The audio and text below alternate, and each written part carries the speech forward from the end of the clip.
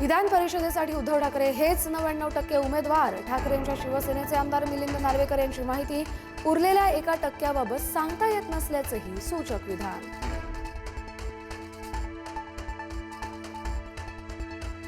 प्रहार पक्ष शिवसेनेत विलीन करण्यास बच्चू कडू तयार नसल्याची माहिती. अट न घालता विधान परिषदेची उमेदवारी द्या. बच्चू कडू यांची मागणी. आज भूमिका स्पष्ट करणार.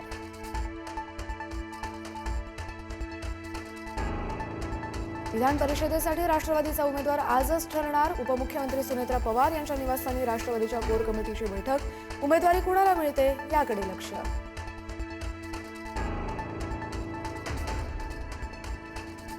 विधान परिषदेसाठी भाजपचे उमेदवार ठरले.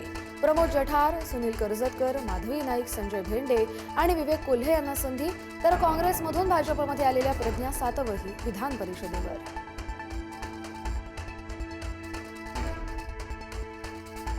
बीडमधील मस्साजोगच्या सरपंचपदाच्या पोटनिवडणुकीमध्ये स्वरूपानंद देशमुख विजयी. दिवंगत संतोष देशमुख यांच्या पत्नी अश्विनी देशमुख यांचा अवघ्या 92 मतांनी धक्कादायक पराभव.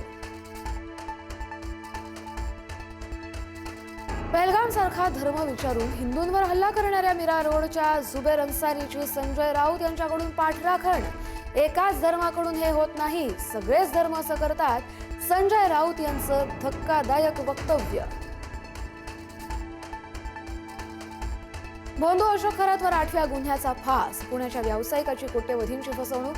2018 ते 2025 दरम्यान पूजेच्या नावाखाली गंडवलं. नाशिकमधील कॉर्पोरेट जिहाद प्रकरणी धक्कादायक धागेदोरे समोर. आरोपीच्या मोबाईलमध्ये तरुणींचे फोटो आणि कोड नंबर. आंतरराष्ट्रीय रॅकेटच्या संशयाला बळ.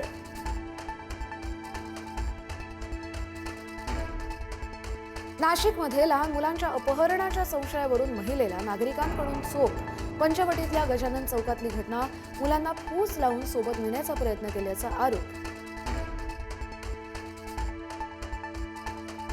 छत्रपती संभाजीनगरच्या शेंद्रा MIDC मध्ये अग्नितांडव. प्लास्टिक बनवणाऱ्या कंपनीला भीषण आग. अनेक किलोमीटरपर्यंत धुराचे लोळ.